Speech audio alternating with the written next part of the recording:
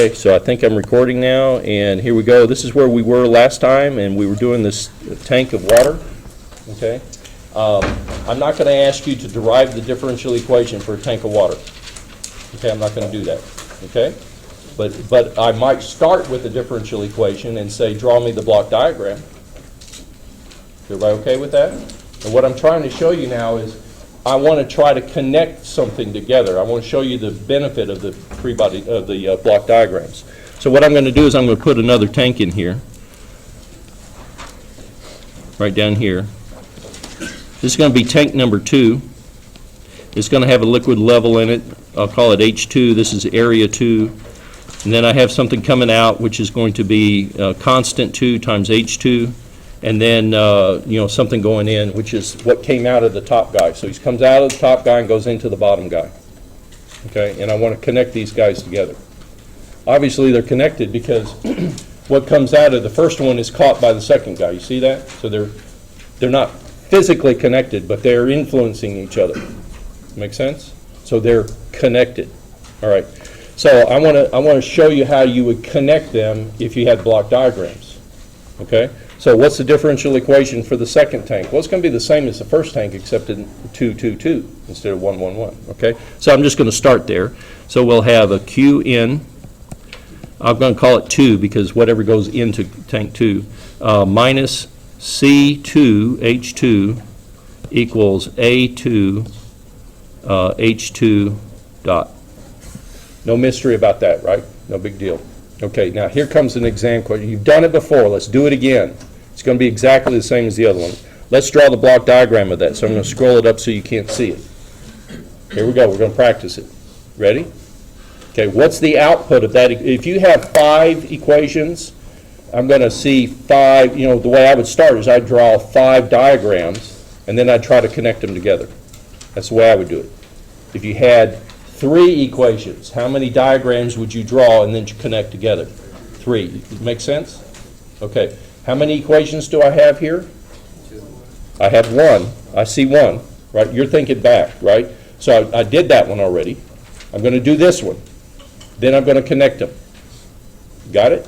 So if you see the whole page, yeah, there's 2. So I'll draw this one, I'll draw this one, and then I'll connect them. Okay.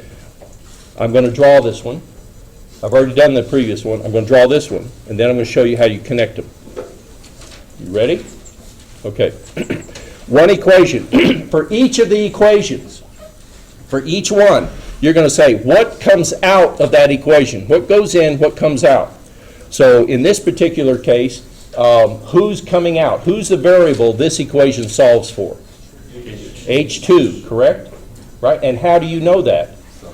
It's the highest derivative. What if you have an algebra equation? Did you ever see one like that? Yes, you did about 2 days ago, right? There was the motor. You remember the motor? One of the equations was torque equals K times I. There was no derivatives in there. How did I determine which one that one was solved for? You remember? Or should I scroll back in the notes? Solving for different. Exactly. There were 2 equations in that one, right? One of them had a higher derivative. It was only one, but it had a higher derivative. That was current. So that was a dead giveaway. Boom, that equation I solved for current. No doubt about it. Right? Bless you. And then I had a second equation. It had current and torque in it.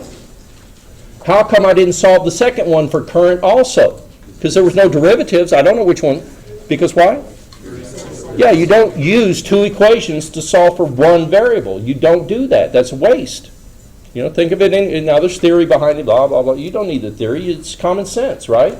You don't use 2 equations to solve for the same variable. So if the first one gives you I, the second one's got to give you the other guy. And that's how you know. The other way you'll know is if you're working in a team and somebody comes to you and they've drawn the block diagram for something that you've never seen before. You want to trust them that they've done it right. Well, when you put your block diagram down and their block diagram down, if it doesn't connect up, somebody made a mistake. Because the block diagrams will connect up. So that's the third way you can tell. If you can't connect them up, then maybe he solved for the wrong variable. Right? He didn't have Everett to teach him how to find the right variable. And I've seen that happen. Okay, you say, oh, it'll never happen. It does happen. I've been called in for some jobs where they were all screwed up. They were solving for the wrong stupid variable.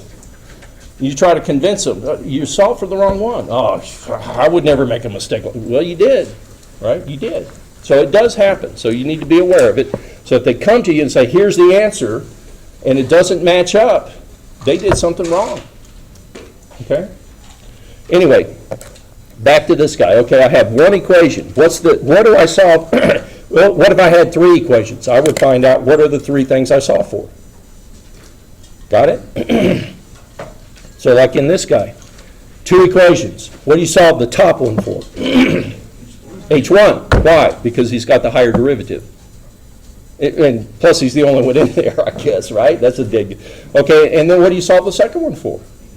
H2.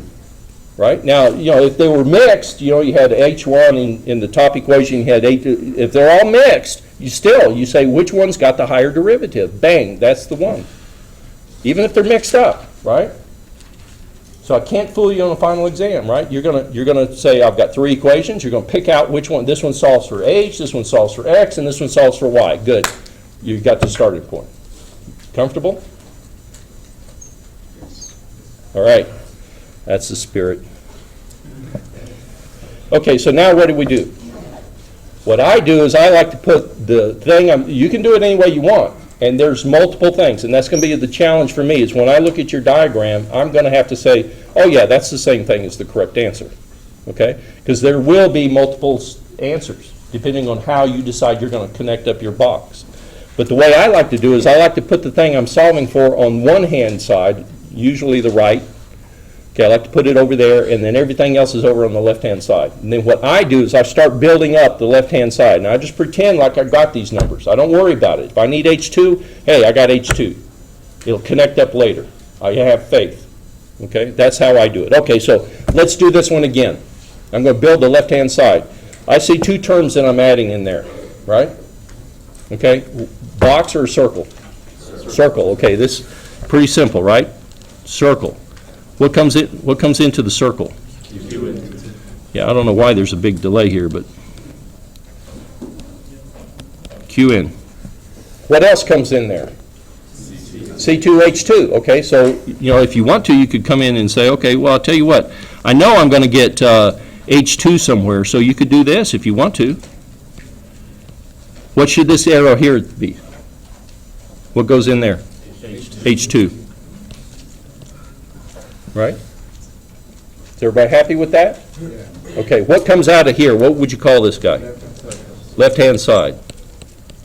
Or George, or whatever you want to call it, just so you remember what that thing is, right?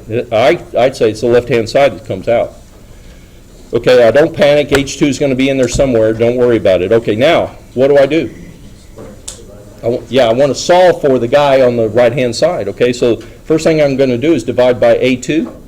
And then I'm going to integrate him, right? How about we do it all together? Is that good? Okay. So what do I do? Arrow, box, round? Okay, box. What do you put in the box? Okay. So you're going to ace this final, correct? No, hopefully. What's the matter with you? Yes. Hell yes, we are. Because I don't want to grade a bunch of junk. Okay. Selfish. It all comes back to selfish, right? Okay, so anyway, what comes out of here then? H2. H2 comes out of here. Well, where are you going to find that H2 that's got to go in? Oh, that's real easy. You just grab it here and shove him back in there. See that? So it's the same diagram that we had before. We've just had a little bit of practice. Okay, let's connect them together. Okay, well, how are these guys connected? What is from one, what's the thing coming from one guy going to the other guy? The Q out, right? C1H1. That is what's going in. That's this guy, whoops, that's this guy right here. Let me change colors if I can.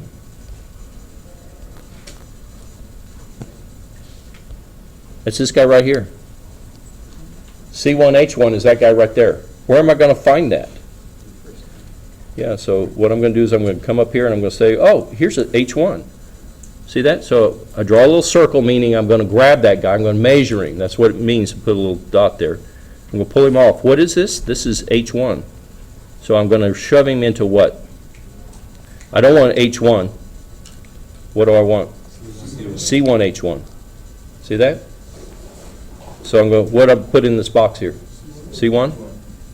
And it's just a number, right? I know how big the tank is. I put the orifice down there. I know it's 2-inch diameter. I know all these numbers. These are just numbers, right? So what comes out of here? C1H1. Isn't that QN? Okay, so then I just grab this thing and I pull him back over here and I shove him in there. Now, how many tails of arrows do you have on this diagram? How many tails of arrows? Just one. And that's that pump that's pumping water in at the top. Somebody had a question?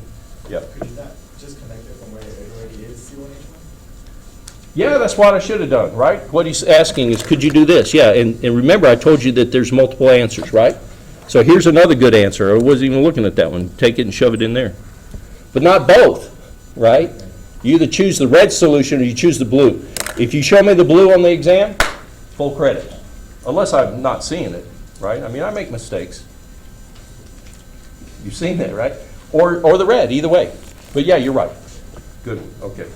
For like the first one, yeah, on the equation, you have like a negative for the C1H1. Do you have to change that to make it a positive? No, because it's, when it comes out of the box, it's a positive C1, positive H1.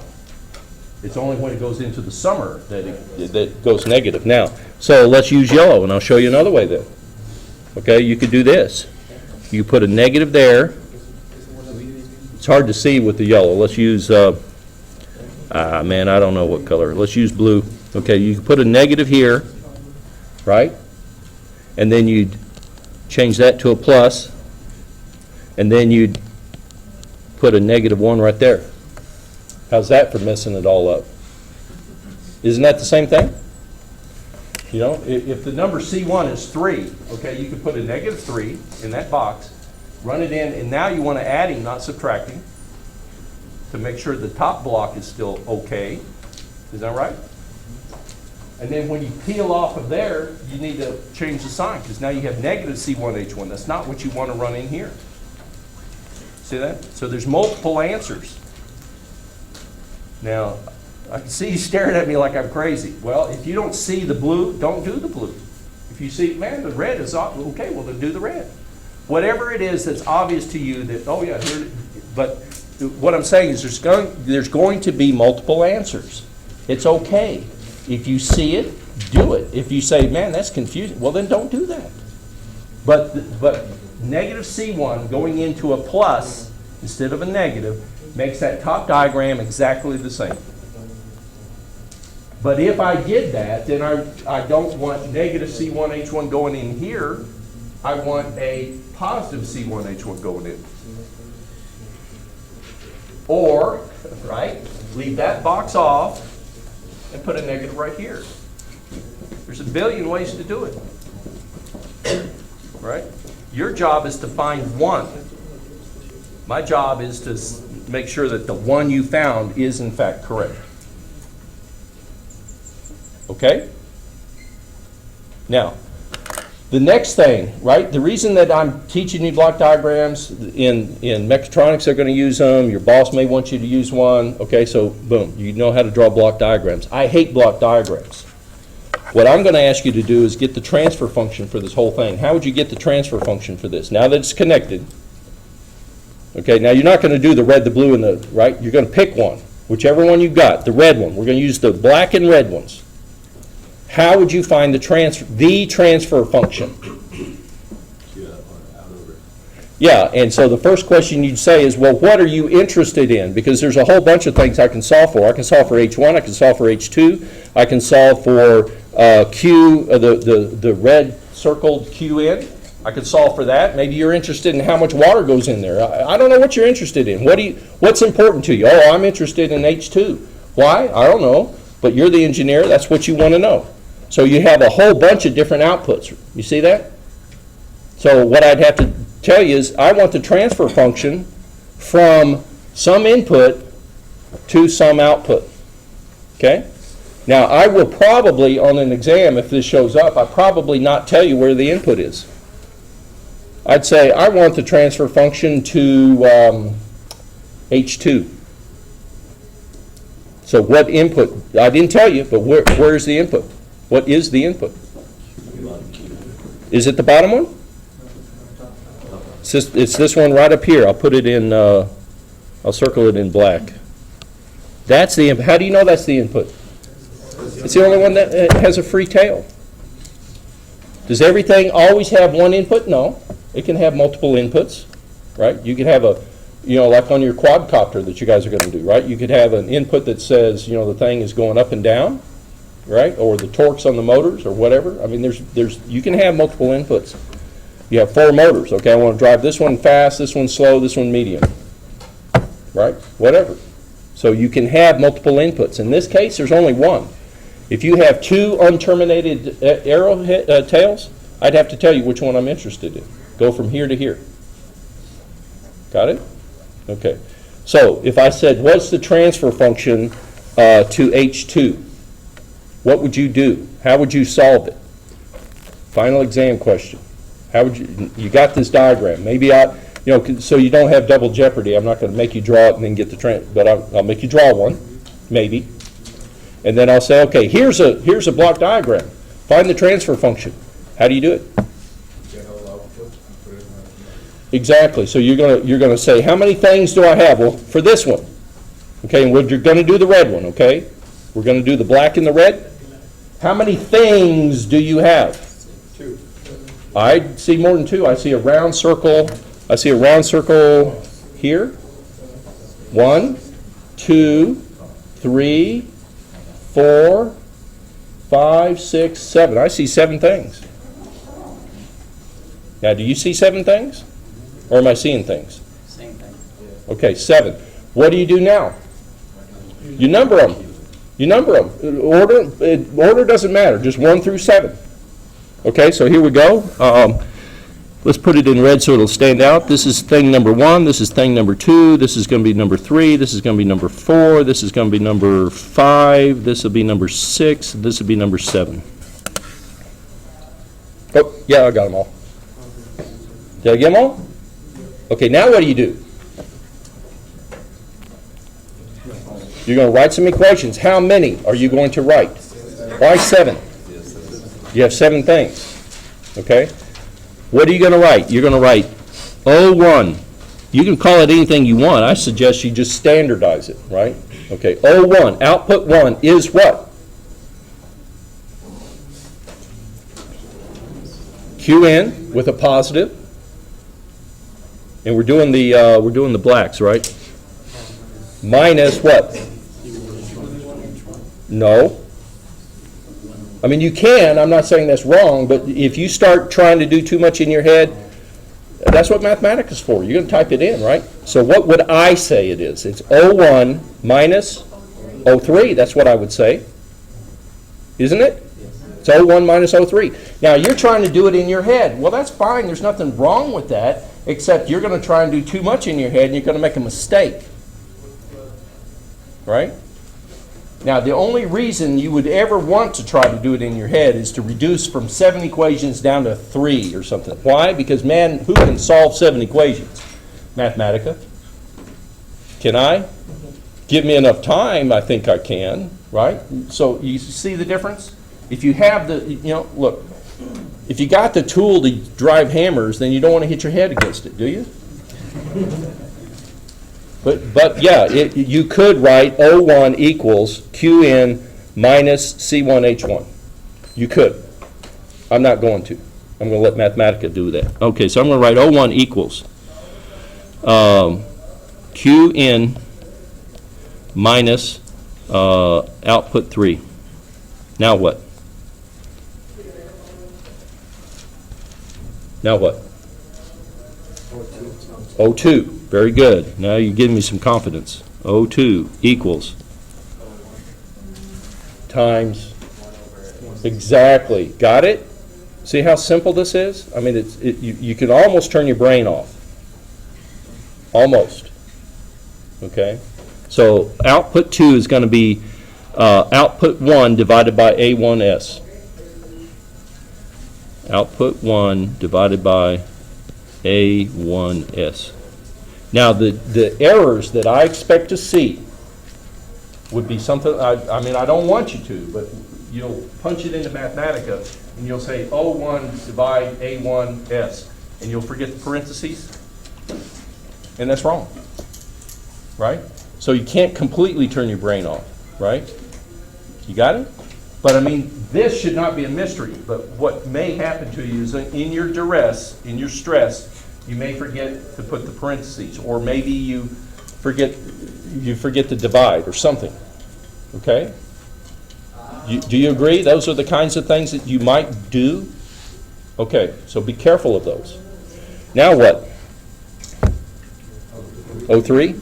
Do we need to keep going? Okay, all right, 03. 03 is, tell me. C1 output 2.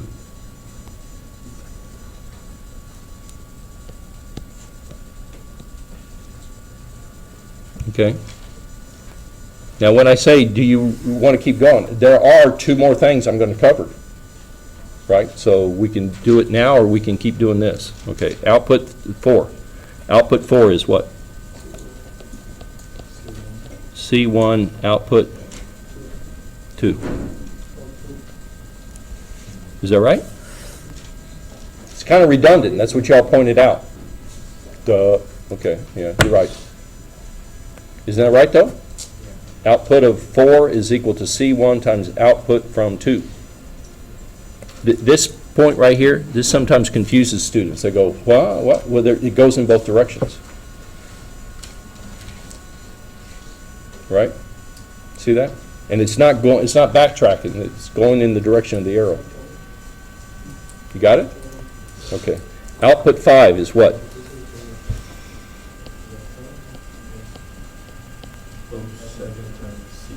Yep. So it'll be output 5 is C2 times output 7.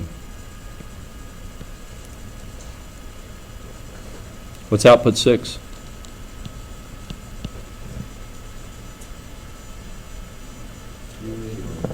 Nope, that's not what I would say. Nope.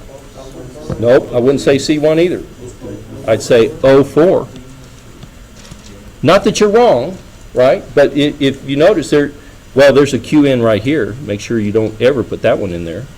It's not that one. That one's way back up here. See that guy? O6 is equal to output 4 with a plus and then a negative of output 5. Could you do it some other? Yeah, you could say output 6 is O4 minus C2H2. You could. But now you've just brought in another variable. Right? But is that true, what I just wrote? O6 equals? Right? So you just focus on that one little thing and say, where's all this stuff coming from? Okay? Tracing back to the next thing. You go upstream to the next thing. Right? O7 is what? Go upstream, right? So it's O6 times or divide by A2S. Now what are you going to do? Mathematica, do you want me to do that or can you punch it in? You want me to punch it in or you can't? Okay. If you're the minority out there saying, I don't know how to do it, come by the office, I'll show you how to do it so that you can do this, okay? Be sure that you realize that these equals, they need to be equal. Okay? So you'll have, you need to practice it, otherwise you will have some Mathematica errors, and then you'll panic and say, oh my gosh, I'm doing something wrong. No, you just forgot 2 equal signs. Okay? Everybody comfortable with this? Now, what you're going to get, you're going to solve 7 equations, and you're going to say solve these equations for O1, O2, O3, O4, O5, O6, O7. That's why I call them O's, right? So I don't even have to look back and what did I call it? Doesn't matter. O1 through O7. You have 7 equations, 7 unknowns. I want the transfer function. What are you going to do? It's going to give you this big old, unless you have numbers, right? It's going to, and I want, what did I say, H2? Okay. How do you find the answer I'm looking for to write it on your paper? Is it 05? 07. So it'll say 01, arrow, boom, boom, boom, boom, boom. 02, arrow, boom, boom, boom, boom, right? 07, arrow, boom, boom, boom, boom. You're going to grab all the boom, boom, boom, boom, and you're going to copy it, and you're going to write it down on your paper. And that's the second place where you might make a mistake, is copying it down. Okay? But you should not make a mistake on these equations. I don't want to see that. You get punished big time if I see that. I'm not going to punish you, but, right? Okay. When we're writing down the transfer function, do you want us to substitute like the outputs into the actual variables? Or just Well, here's let's say, for example, I did this, and I found out that 07, I'm going to make this up, okay? 07, arrow, let's see, there'll be like this, the Qn s cubed plus c1 a1 s squared divided by s to the fourth plus c1 times c2 times a, I'm making this up, times a2 s cubed plus 4. Okay, and then there's 06, 05, blah, blah, blah, blah, blah. Okay, here's what I want. You want transfer function?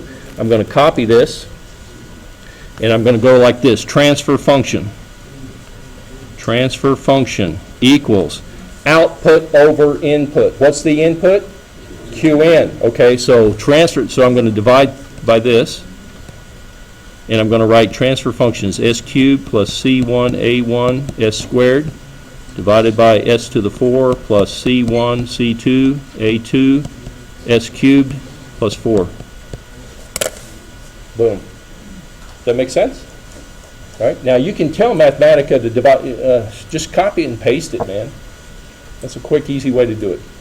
But if you leave the Q in, if you write, that's good. But if you go in here and you say, what do you think I'm going to say? Wrong. Because what's the transfer function? Output divided by input. That's what that's what I ask you for. Tell me what I ask you for. So if you leave that Qn in there and you say, well, no, it's not that's not the transfer function. That's the output from 7.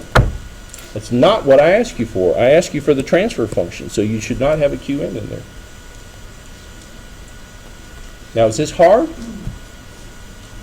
No. And you're saying, well, you're going to trick me somehow. I can't trick you. I cannot trick you. They're all like this. They may look really ugly, like this one. They may look ugly, but they're done exactly the same way, every single one of them. That's the beauty of Mathematica. It didn't used to be this easy. It used to take you a week to do this. Not really. But it would take you a long time. And now, boom, piece of cake. Right? And you're saying it can't be. They would have taught me this in high school. Well, I don't know why they didn't. You would have been useful at 18, wouldn't you? No, I'm kidding you. That was mean. I'm sorry. God, I'm recording this too. Any questions about block diagrams?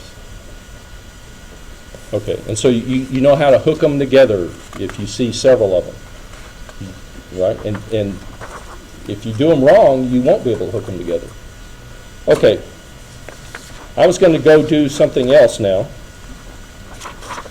Is that okay, or do you want to see another block diagram? Will you give us a 3-equation problem, or is it guaranteed 2 for the final? Oh, you know what? I don't tell you the exact problem. Right? I think I'm doing pretty good telling you what to watch out for. But let's make up 3 equations and see how hard it could be. Okay. Now, the equations have to be connectable, right? So if I just grab things and throw them down here, they may not be connectable, right? For example, if I were to say, you know, I'm going to go home and connect my automobile to my air conditioner. What? Are you kidding me? How in the world are you going to do that? Oh, I'm going to take the engine out and I'm going to connect it up to the shaft. Okay, well there. Okay, now I understand what you're going. Stupid, but okay. You get the idea? So not everything can be connected, right? So you can't just grab equations, slap them down there, and say, okay, connect that. Well, what the heck is it? If it's not connectable, it's not connectable. Okay. If you want me to do 3 equations, I will. Let's make up 3 equations. Let's do 3 easy ones, okay? Because otherwise, making it up on the fly is not going to work. Okay. So how about something? We'll keep some numbers in here. We'll say an input Qn plus x minus y equals 3x dot. Make it a double dot, what the heck, right? And let's make this a y dot. That's cool. Okay, and then here's another one. Oh, I probably need, if I'm going to do 3 equations, I need 3 variables. Okay, plus z. Okay, so here's another one. X dot plus z double dot equals y. Gosh, I hope this works, okay? And then here's another one. Okay, how about y triple dot? Oh, man, plus x double dot plus z equals 0. Is that ugly enough for you? Okay. I want the block diagram of this. Okay, step 1, what's the first, how many equations you have? Okay, then what is the first equation solve for? X, okay, so, well, yeah, so you're going to get the x double dot, and you're going to integrate him back. So he's going to give you the x, right? Okay, so this guy, I'm going to put him over here. That's my x, just so I remember. What's the second guy going to give you? Z. What if I did something like this? Let's make it even uglier.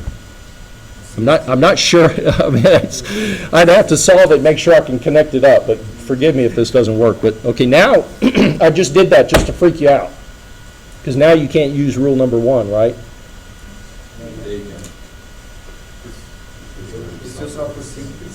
Well, which one's the higher? It's not y, that's for sure. Yeah, exactly. So it's either the x or the z, right? And you say it's obvious the first one's x. So the other one can't be x also, right? So what is it? It's z, right? Okay, so this one's going to be z. What's this last guy then? Y. And even if it was y plus x plus z, it would still be y, because you got your x, you got your z. It's got to be y, right? So I can't fool you, no matter how many dots are on there, right? Okay. So now what are you going to do? How many diagrams are you going to draw? And then you're going to connect them, correct? Okay, so let's do the first one. All right, so if I do the first one, what I'm going to do is I like to take my output, my x, and I like to put him over there, the double dot. I'm going to put him over there. So I'm going to grab this guy, and I'm going to bring him back over here, and he'll end up being a negative z over there. See that? Now, you can do it any way you want. Now, I'm going to get, in fact, let's just do it as the red. Let me show you how you do it as the red one. Rather than it's fine, you can bring that other one over. Let me just show you something else. Maybe you like this better, okay? So I'm going to get the left-hand side. I'm going to get this guy, let's put it back in black. Okay, I'm going to get this guy right here. Okay, I'm going to generate that guy. Okay, so here we go. I'm going to say, okay, I've got a circle. Man, this is slow. And I have Q in. Plus or minus on that arrow? Plus, okay. And then I've got another thing going in there. So I'll draw an arrow, and I'm going to say I want X going in right there. I'll worry about where I'm going to get him in a minute.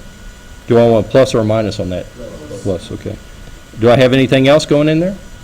Yeah, okay, so let's shove in another arrow. You can have as many as you want. And this is going to be y dot. What do I want, plus or minus? Minus, okay. What comes out of this guy? The black circle, BC. The black circle. That's what comes out of there. The stuff that's circled in black up there? You agree? That's what's coming out? Okay. What's that equal to? 3x double dot minus z. Oh, okay, so then I'm going to put the black circle in there, and then I'm going to bring in a negative z. Verizon Wireless.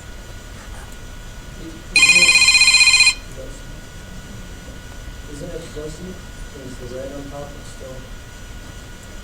Nope, because I'm trying to find x.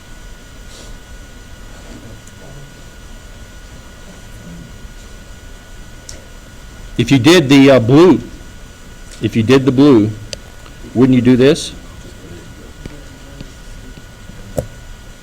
And be done with it? That's why I like to bring everything over. I think it's less confusing if you bring everything over. It's up to you, though. I'm just showing you, yeah, there's another way you can do it. I like the blue I like the blue better than the black, but it's the same thing, yeah. You can, there's nothing wrong with that. And in fact, in the old days, before we had Mathematica and we counted things, what they would do is there were formulas that when you see two circles side by side, you could reduce it to this. When you see a circle with a box, you could do this. If you see two boxes, you could do this. And there's like 20 rules that we would have to memorize. You see why I don't like it, right? There'd be like 20 rules, so when you see this and this, boom, here's the answer. You see this and this, boom, here's the answer. And that's the way people did it. They would reduce the block, not by things, the output of this equals da-da-da-da-da. They never did it that way, because, man, try to solve 15 equations. You couldn't do it, right? So what they did was they came up with a bunch of rules, just like what you're saying. If you have two circles, couldn't you make them one? Yeah, that was one of the rules. That was one of the rules. But I don't want to teach you stuff that you got to memorize, because on the second exam, you didn't memorize those FETs, did you? Some of you did, right? You can't memorize things. It's hard. You with me? But yeah, you could do that, right? What I would do is I'd make a commitment. My commitment is I would do the blue. I pull everybody over there except for the one guy I'm solving for. And if you say I have a better way, that's fine, as long as it works. I'm just showing you, you could do the black if you wanted to. But I think it's confusing, and obviously y'all do too, right? So do the blue. Okay, so let's go back and finish this off so I can get on to something else, okay? So now I've got what comes out of here. It's the 3x double dot, right? So what comes out is the 3x double dot.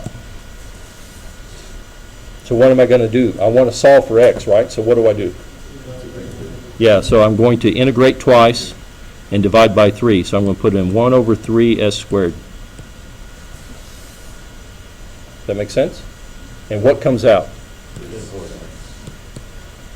And what am I going to do with that x? Well, for right now, I'm going to grab him and I'm going to shove him back in here and say, aha, dog, man, I got at least one of them tied up.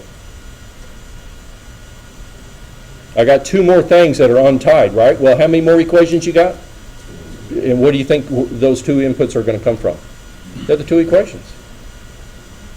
Okay, shall we model the next one? Solve for z. Okay, let's do it my way. Okay, so this is going to be x double dot minus y equals minus z double dot. Is that good? Or do you want me to multiply through by a negative? What do you want where I start? Is that good? Okay. All right, so here we go. Ready? I'm going to get the left-hand side. I'm going to say, okay, I've got a circle. And what are you going to put in here? X double dot? You want to just put in x double dot, or shall I put in x through a box with s squared? X double dot? Okay. X double dot.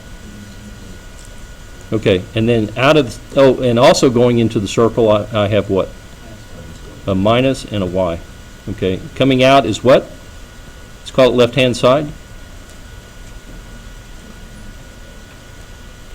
What do I do with the left-hand side? Integrate it? Exactly integrate it, that's it? Isn't that a negative z double dot? Left-hand side equals negative z double dot. I think I need a negative 1 divided by s squared. Right? Or you could put 1 over s squared and then run it through a box with a negative 1. Whatever. So what is this that comes out now? C. Do I need him anywhere? Yeah, I do. Grab him and shove him in right there. Right? I don't care when you connect them up, but okay, they're connected up now. So now, okay, how am I going to get that x double dot? Okay, so we're going to grab the x, bring him down here, put him through a s squared, shove him in there. Better put an arrow in there.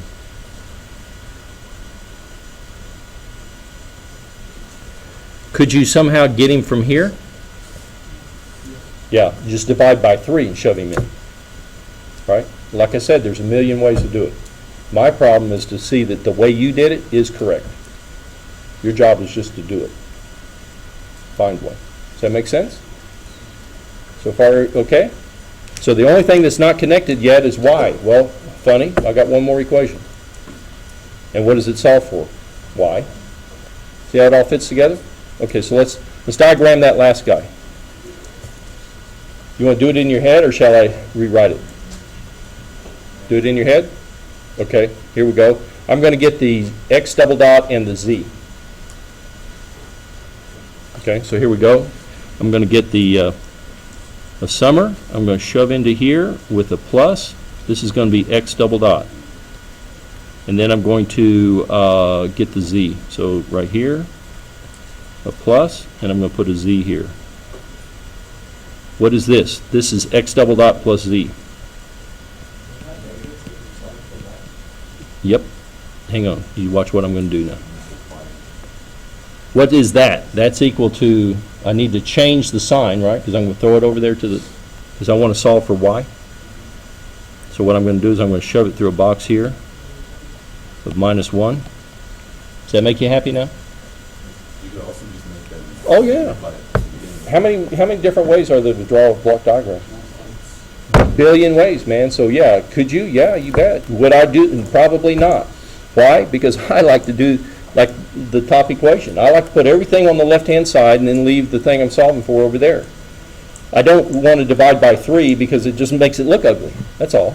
So I take the 3x double dot. Everything else is on the left-hand side, and I do it the same way every time. But you can do whatever you can see, do it. Right? Whatever you can see, do. All right, so anyway, this is, this thing that comes out is equal to y triple dot, right? Isn't that what that is? Y triple dot? Okay. And now what are you going to do with it? Or divide by. And what comes out? Y. Okay, so I've got some things that need to be connected. Okay, where am I going to find the x double dot? Well, here it is. Let's put it in red so you can see. Here's an x double dot. Put him in right there. Where's the z? Oh, he's right here. Bam. Anything left disconnected? Oh, shoot. Okay, then pull him off. Put him in an S. What comes out of here? Bam. Everything connected? Done. What if I give you 5? It just takes more time, right? So at some point, I have to say, that's enough. You show me you can do 2. I trust you can do 3. There's no reason I should ask you to do 15. That's for your boss when they're paying you. Yeah, you have a question? Did I do something wrong? Don't tell me I did something wrong.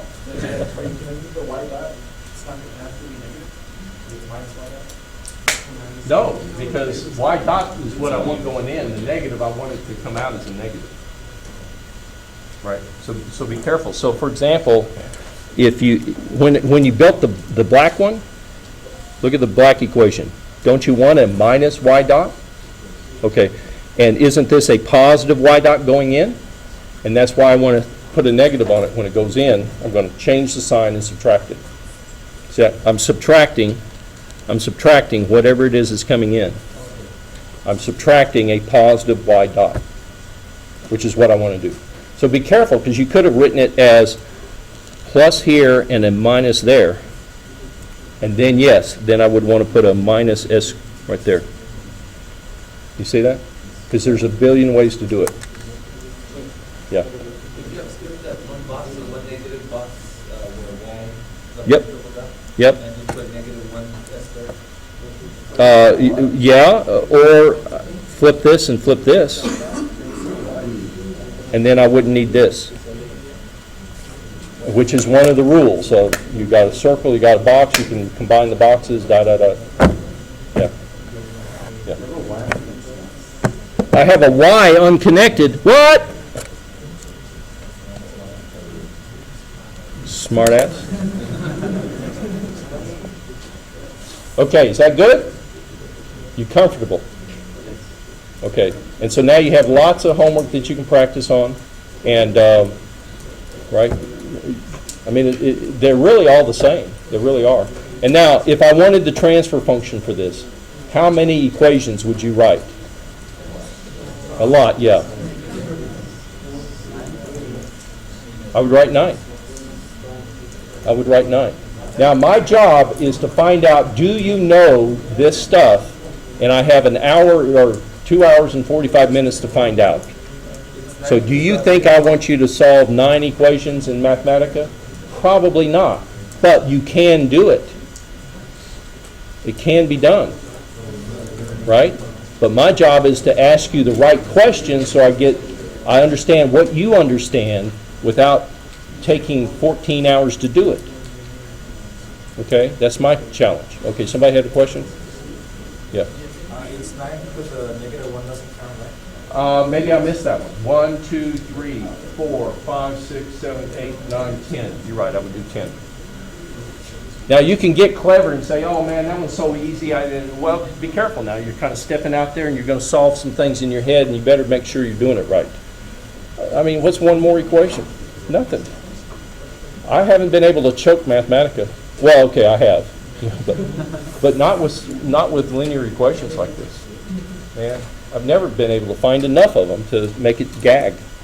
Okay, can we move on to something else? Yes. Okay, good. I need another page, I guess. Let's see. Yeah. When are we going to take the final exam? When is it scheduled? Friday. It's not on Friday, is it? I think it's Thursday. It's not Friday. Is it Friday? Okay, then Friday. I'll look it up, because I know I have 2 classes. I know one's on Thursday, one's on Friday. I thought you all were Thursday. But I know the classes I'm teaching, one's Thursday and one's Friday, and I thought you guys were Thursday. I'll look it up, okay, and I'll come back and tell you. But whenever it's scheduled, that's when we're going to do it. Unless you want to do it a week early. I didn't think so. Okay. Okay, let me open up a new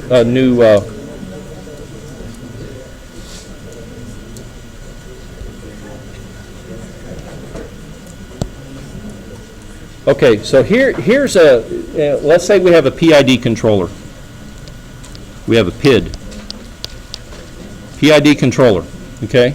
I have, what that looks like is I'll have something like a number, let's say KP times the error plus KD. You remember the thing that we were doing? KD times the S times the error plus KI divided by S error. You remember that? Because we had a block diagram where we had a summer here, and we were doing the pendulum, if you remember, and we had theta 0.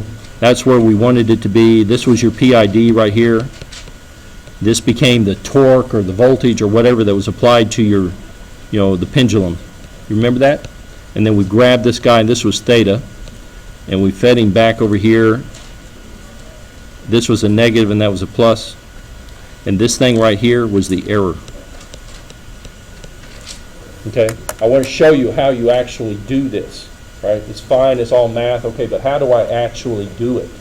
Which you're going to do in mechatronics, because you're going to fly this, copper or whatever it is. So I want to know, how do I actually calculate a PID controller?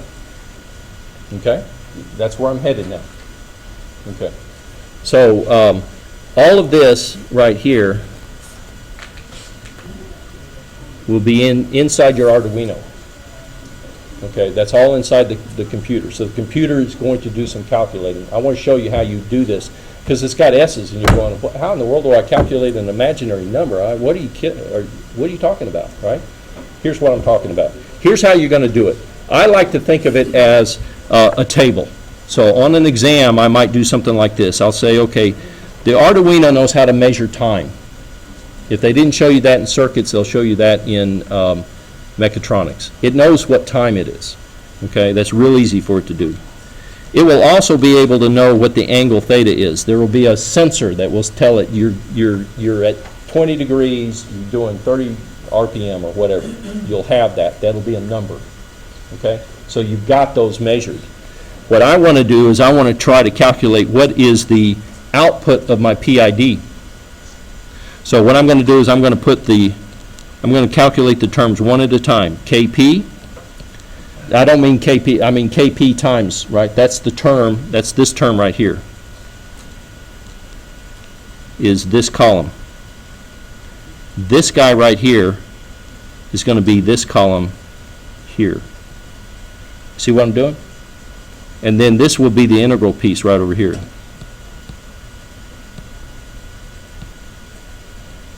And then I'm going to combine them together to get the output of the PID. You with me? Okay, so here's what's going to happen. Time is equal to 0.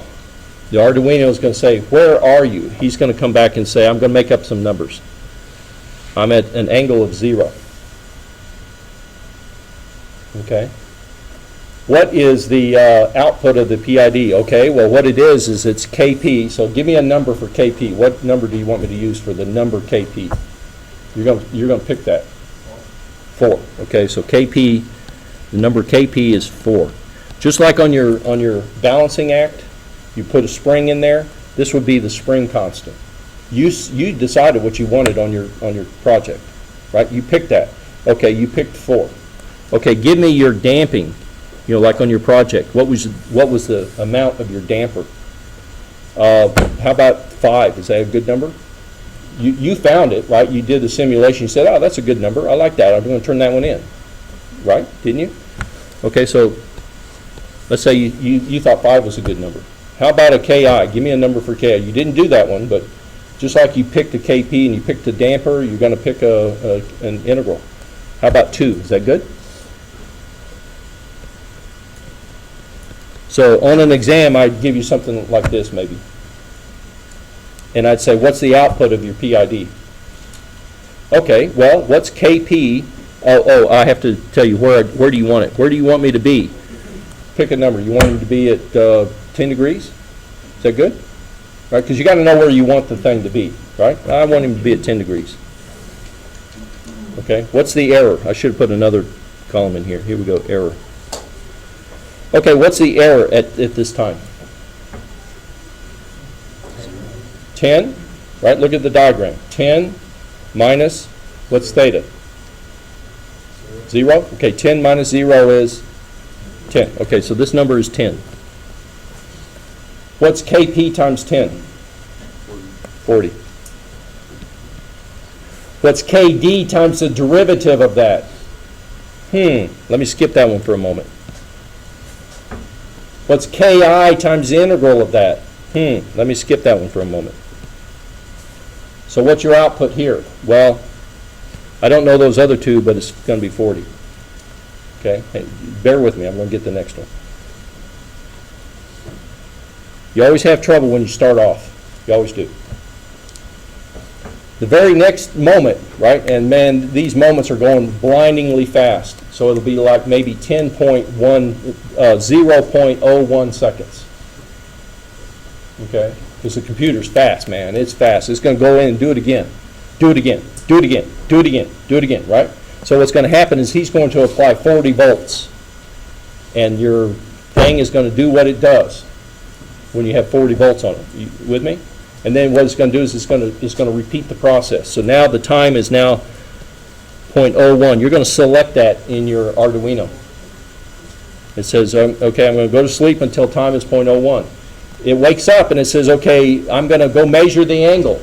Give me a number that you think it may be this thing went. It started out at a theta of 0. What do you think? It depends on how heavy it is, etc. But give me a number for theta. You're going to measure it. 5? Boy, that's damn fast. Let's say it's 0.02. I'm going to go measure it. It's probably going to be small because there's not very much time, right? And we know mechanical things, they take time to move, right? So let's say that I'm going to measure it, but let's say it comes back in as a 0.02. That's where it is. Because it didn't have much time. Yeah, you had a big voltage on it, but it hasn't had much time to move yet. Okay? What's the error now? 9.98, right? Is that right? Okay. What's KP? It's 4 times 9.98. You have a calculator, you can do it, correct? Okay. What's KD? Okay, now I need the derivative. Do you know any way to approximate a derivative? Change is change in theta divided by change in time, right? Can you find a change in theta? Okay, what is change in theta? 0.01. Oh, you're right. So the change in theta is 0.02 minus 0. That's the change in theta. What's the change in time? 0.01. Is that KD? No. Then what do I do with this? That's the derivative, an approximation of the derivative. Multiply it by what? 5. So you can get that number right there, correct? How about the integral? Can I get the integral now? Well, let's see. If you were to try to plot this theta, or excuse me, error, versus time. At first you had an error of 10. And then at this time right here, 0.01, what's the error? It's a little bit lower. It's like right there. See that?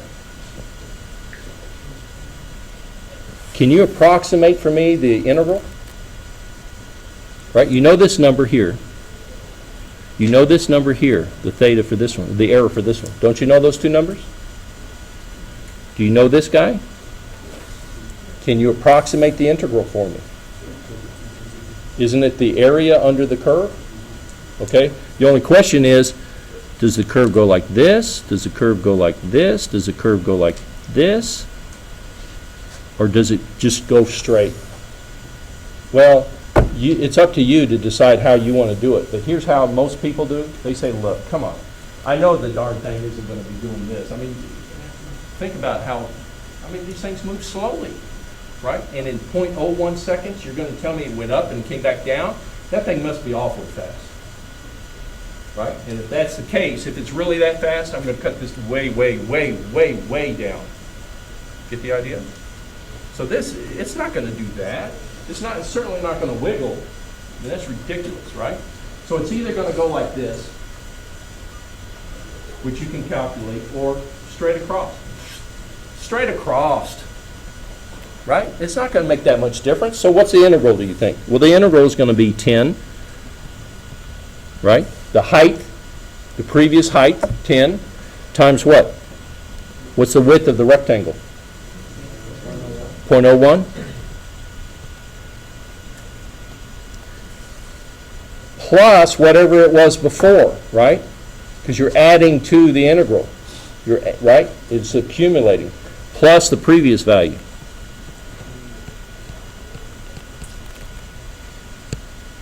Isn't that the integral? The area under the curve? Because think about it, next time it's going to be something like this. And you're going to add what you had before plus the red piece. And then later it's going to do something else. And you're going to add that to what you had before. Isn't that the area under there? So you're always going to take the rectangle plus what you had previously. Take the rectangle plus what you had previously. See how you do it? Can you do that calculation? Okay. And this would be multiplied by what? Times 2. So what's the output? How would you get your output? You're going to take this number plus this number plus this number. It goes right there.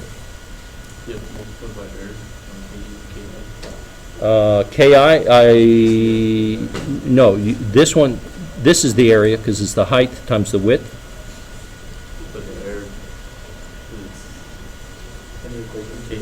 Oh, yeah, but the error is this. See, so it's Ki times the integral of the error. And that's where the 10 came from. What about for KD? KD? Yeah. It should be the derivative of the error, so you should be subtracting. Oh, you're right. I screwed that up, didn't I? Okay. Okay. It's the change in the error, the derivative of the error. Okay, so the theta now is, the error now is 9.98. Thanks for pointing that out. Minus, what was it before? 10.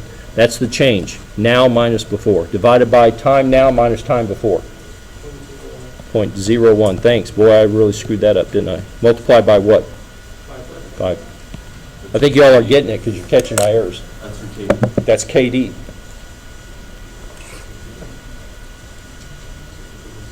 Okay? So here's what an exam question might look like. Okay? I will have a table like this, and I'll give you maybe 4 or 5 rows. 3, 4, 5 rows, something like that. Okay? And I'm going to ask you to fill in I'm going to ask you to fill this in right here.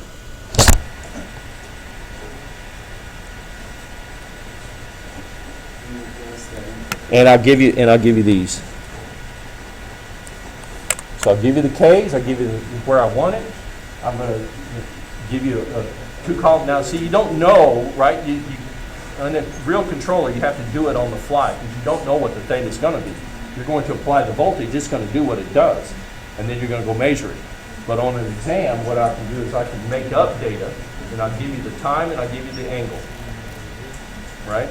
And I can ask you to do this, and I'll expect you to figure out how many of these things you have to calculate and all that. Now, maybe it'll be a PD controller, maybe it'll be a D controller, maybe it'll be a PID controller, maybe it'll be a P whatever, right? But it's either P, it's an I, or it's a D, or combination. Can you do the calculations? When it solves it, will it turn off and then measure the error again, or will it be processing? Yeah, basically what you're going to do, because since you have an Arduino, you probably programmed it. And you know in your Arduino, sketch is what they call it. It's a program, they call them sketches. And in that you have I think it's a initialize or something, and then you have a loop. Remember that? Start, and then you have a loop. And in that loop, what it does is it does the calculations, gets to the bottom, goes up to the top, does the calculations, comes up, right? It just sits there and loops forever. And that's the way you implement your controller. So at the top of the thing, it'll say wait for 0.01 seconds, or whatever you decide. Okay, so it waits there. And then when it comes out of that, it says measure the angle, find the error, multiply by this, just like you do here. Multiply by this, multiply by this, do this calculation equals so-and-so, output it. Go back to sleep. Get to the bottom of the loop, come to the top of the loop, it says wait for 0.01 seconds. He sleeps for another 0.01 seconds. He wakes up. He says, what's your angle? Okay, I know the time. Okay, calculate this, calculate this, calculate this, output a number, go back to sleep. Does that make sense? So it's a real simple loop. Once you know what you want, it's a real simple loop to actually make the controller work. Yeah. K9, you have the 2, that's the KI value, and then 10. Yeah, you're going to pick those. So like on your project, you chose KPs and KDs, right? You get KI in a very similar way. Now in mechatronics, in mechatronics, you're not going to use an I because you don't have to have anyway, you don't need an I. But I want you to be able to do it. Okay, so the 10 is the error and the 1 is the time? 10 is where you want it to be. The error is where you want it to be minus where it is. So the error is where you want it to be, 10, minus where is it now. So that value will only change, the value that only changes will be the time? Yeah. 10 will always stay the same? The time changes, boop, boop, boop, boop, boop, boop, and then your measurements change because when you apply the controller, it's going to move it somewhere. And so it's going to do, so these two columns here will change, right? So on an exam, I'll give you these 2 columns so you know what the things are, and I'm going to ask you what will the controller do. Okay, just to see if you can do these calculations. That make sense? Okay. Everybody good with that? Yeah. Just plus the previous value would be the This one right here. And typically what you do is when you have a question mark and you don't know, you just put a 0 there. You say, man, I don't know what they are. Okay, you put it a 0. And if you look at it, you're only going to, you're making a mistake, right? You're making a mistake. You don't know what those things were. Well, you're making a mistake. So who cares? It's only there for 1 seconds. So you apply the wrong voltage for a little while. It's not there for very long. From then on, you know what to do. Boom, boom, boom, boom, boom. Make sense? Okay. One of the issues with integral controllers, it's always an issue with all integral controllers, is in the derivative, the fact that you don't know that, it disappears. From then on, you don't need to know it. But on the integral, that initial condition hangs around. They call it integral windup.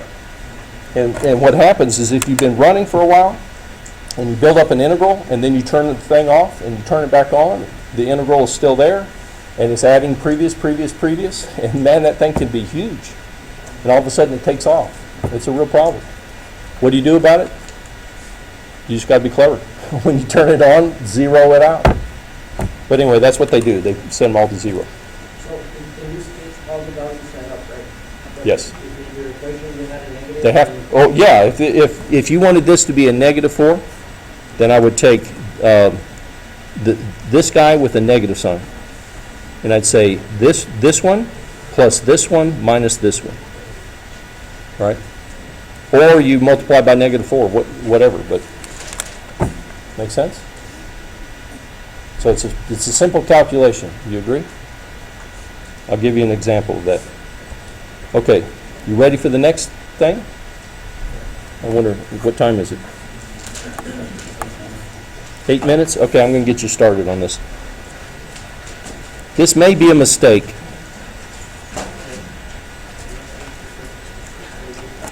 Because it seems like every time I try to talk about theory, I do a bad job of it. But I'm going to talk about theory.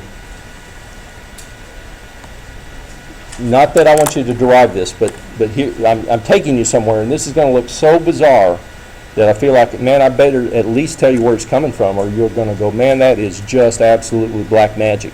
But anyway, here's the point. I want you to be able to go out there and measure a transfer function, because everything's going to center around the transfer function. That tells you everything about what's happening. All right, so you got this big monstrosity, and man, I have no idea what's in there. I want to measure the transfer function. There's a lot of ways to do it. Okay, I'm going to teach you one way, and what I want you to carry out of it, well, number one, I'm going to ask you questions on the final. So I want you to carry that out. I'm going to show you what I want on the final. But when you go into the industry and you practice this kind of stuff, I want you to know that you can measure transfer functions, and I taught you one way to do it, and there are a whole bunch of others. I just don't have time to cover all of them. I just want to make a point. You can, in fact, do this. Okay, big old hairy mess, and man, I'm gonna measure the transfer function. Okay, I've done that, and people go, man, you're a miracle worker. No, I just studied really. I had good teachers, and that's what I hope I am. Right? So, because it works. That's my point. It works. Okay, so here we go. First thing I'm going to do is we're going to put a sinusoidal input on something. So I'm going to start with a transfer function. I'm going to put a sinusoidal input on it. So if it's a tank of water, I'm going to sinusoidally change the flow rate on the end. Right, the QN, I'm going to make it a sine wave. Okay, faster, slower, faster, slower. If it's a mass, I'm going to apply a force to it, a sinusoidal force. I'm going to shake it. If it's a heating element, I'm going to put a sinusoidal heating on it. I'm going to put a sinusoidal input on it. Got it? Okay. And what I'm expecting is that it will move at the frequency that I'm shaking it at. And what I want is I want to know what's the amplitude. So on the inlet, maybe it's going plus or minus 1 on the sine. What's it doing on the output? Right? I showed you how to do those calculations, correct? You may not do them right, but I showed you how to do them. That's what I'm doing now. So let's start off with a real simple transfer function. Transfer function of S plus A. Can't get any much easier than that, right? A is a constant. S is, like you expect it to be. I want to find the amplitude ratio when the input is equal to m sine omega t. How do you do that? Well, what you do is you solve for the output, right? So the output is equal to the transfer function times the input, right? And then what do you do with the S? You replace it with I omega, right? You've done this. This was exam number 1. And then the ratio is the output divided by the input amplitude, right? Right? Amplitude ratio. It's the output amplitude divided by the input amplitude. Got it? Amplitude ratio. Well, shoot, that's just the transfer function. So forget the m, is what I'm telling you. Right? And so when you execute this is what you get. Right? And I think this is posted, so you could go do it, right? So the first one says transfer function, A plus S. The output is equal to m, A plus I omega. See what I'm doing? Then I divide by n. Well, that's a transfer function. So all I'm saying is when I say I want the amplitude ratio, all I'm doing is you forget that it doesn't matter how big the input is. You hear what I'm saying? Okay. So when you're looking for this, because before on exam 1, you'd multiply by the amplitude of the input, right? And that would give you the I want the ratio now. Real simple difference. You see it? The ratio is what I'm talking about. Magnitude of that. And how do you find the magnitude of it? You take the, in mathematically, you take the absolute value of it. Okay? So far, so good? What does that look like? Well, I plotted it. See, I'm not trying to pull the wool over your eyes. I'm just saying, well, what does it look like? Okay, I'm going to plot the amplitude for various omegas. That's what it looks like. Doesn't look like much, does it? So I'm looking for ways of looking at the transfer function and going, I see. I can see what the transfer function is. Can you see anything here? Well, it looks like something's going on right here. See that? But I'm not quite sure what. So what I want to do is I want to plot it in another way. I'm going to try plotting the logarithm of the amplitude over the range. And now I can see that at the very beginning, see, there's definitely something happening there. See that? But still not quite good enough. Then I'm going to make a log-log plot. Here's a log-log plot. And the A here was a 10, I think. Yeah, see the A is 10. S plus 10 is the transfer function. And when you do a log-log plot, look at that. What does it look like? Flat at first, isn't it? And then it's flat again. Where does it bend? Right about 10. Pretty close. I mean, it's not exact, but pretty doggone close to 10. So if I were to plot this, right? If I were to plot this, I'd get a straight line here and a straight line there, and I'd come in here and I'd say, okay, well, it looks like those two straight lines intersect right about here, and what number do I read off of there? Pretty daggone close to 10. So what do I think the transfer function is when I look at that? You know what it is, right? It's S plus 10, isn't it? Okay, you look at that, can you see that that's a S plus 10? Because it's flat here. As long as you know what to look for, right? You look for the flat, you look for the flat, and where does it change? 10. Okay, your transfer function is S plus 10. See how simple that is? Now, I'm going to combine it. Because the transfer function is never S plus 10. It's this plus this times this over the, right? It's more complicated. But that's what I'm going to do. Now, how would I get a plot like that? I'm going to shake it at some frequency. You pick a frequency. You shake it at that frequency. You measure the amplitude. Divide by the input amplitude. Shake it at another frequency. Find the amplitude. Divide by the input amplitude. Right? And you make a plot, a log-log plot. And it will come out straight, straight, and you look for the corner. Got it? That's how you do it. Is that clear? I'll show you, how to practice that next time.